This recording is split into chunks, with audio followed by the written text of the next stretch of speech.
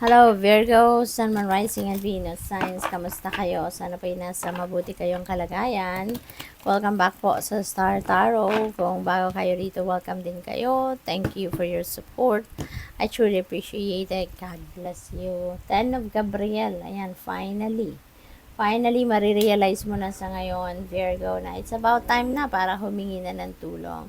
It's about time na to ask for a rescue, kumbaga. Kasi siguro, marami na kayong ginagawa, no? Sobrang dami ninyong ginagawa. Pwedeng sa trabaho to, pwedeng sa bahay, maaring lahat na lang nandyan sa balikat ninyo, 'di ba? Nakaatang yung gagawin, and maybe you are working long hours, you've been working overtime, pagod na kayo lagi, you have no time for yourself, you have no time for socialization, kasi pagod na kayo, no? Maaaring pag-uwi ninyo galing trabaho, itutulog mo na lang, 'di ba? Kaya hirap na. At maaaring sa bahay din, 'di ba? Baka overwhelming na trabaho din or obligation, responsibilidad din ang nakaatang sa'yo, sa inyong balikat. Kaya sa ngayon, this is good na you are going to realize na it's about time na para humingi na kayo ng tulong. It's about time na para humingi kayo ng support from other people. Okay? Pwede rin ang iba sa inyo dito din, people pleaser, no?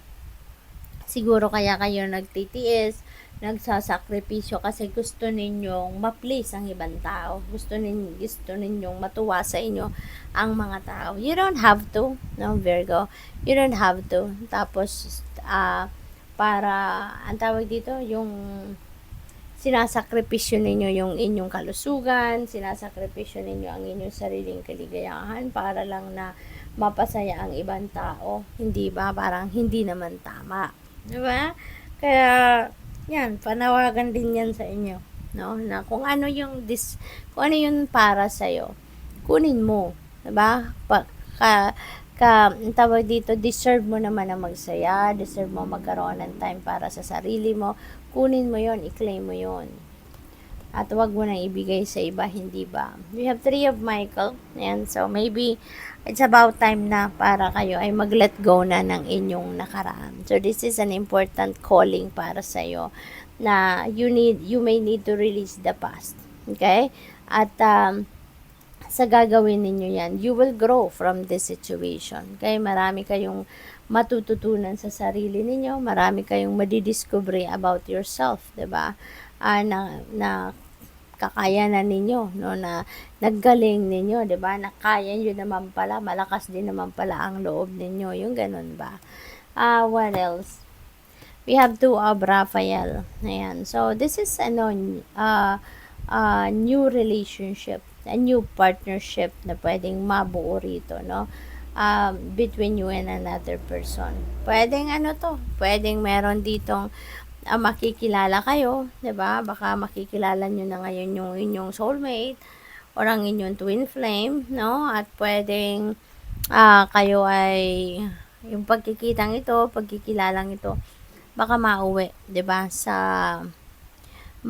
sa isang magandang relationship. Pwede rin na friendship, no? Baka meron kayong bagong kaibigan, or you're going to make new friends sa ngayon.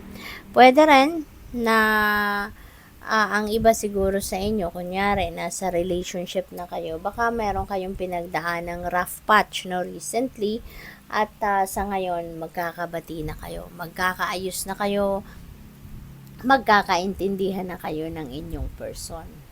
What else? We have 3 of Ariel. Ayan. Do what you love. Ayan. Napakagandang reminder ito para sa iyo. Kung ano yung passion mo, kung ano ang gusto mo, ano man ang gusto mong gawin na makapagpapasaya sa inyo, go for it. Gawin mo yan. Okay? Now is the time also of great personal growth in your career or artistic endeavors. Working with others in a cooperative manner. Ayan, baka you are going to work in a team. Sa ngayon, you're going to collaborate with someone, or baka kayo ay magtatrabaho, or may mga makakasama siguro kayo sa inyong trabaho. So, pwedeng yung support, no, na pwedeng hinihingi ninyo rito sa Ten of Gabriel kasi nga nahihirapan na kayo. So, maybe you are going to ask for help. So, eto yon, no? Maybe you are going to start working with someone na yun ang makakatulong sa inyo na gumaan, no? Ang inyong pakiramdam, gumaan ang inyong dalahin na responsibilidad. We have, do not be afraid to follow your dreams, okay? Huwag kayong matakot na sundan ninyo ang inyong mga pangarap kasi sayang naman, di ba? Kung yung pangarap ninyo hanggang isip na lang, kasi mas maganda naman na dalhin ninyo sa inyong realidad ang inyong mga pangarap. Mas maganda namang ma-experience ninyo, no? Yung inyong mga pangarap sa inyong 3D reality. What else? The signs you are receiving are messages from your angels. Kaya yun, mga signs na nakikita ninyo, nararamdaman ninyo, no, na yan ay mensahe para sa iyo. Kaya alam mo, you know, pretty much that sign is for you. Okay? Messages yan for you, no? Galing sa inyong mga angels. Mga ano yan, mga mensahe yan para sa iyo. Okay? Kaya wag ninyong pagdudahan ang mga mensaheng yan.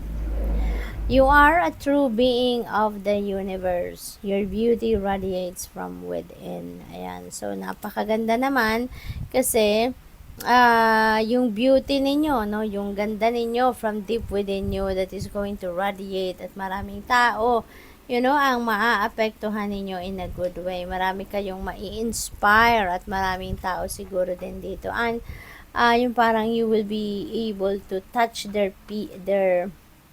life, no? Through your smile, through your kind deeds, 'di ba? Yung mga ganon. So, good luck. Thank you for watching. Love and light. Namaste.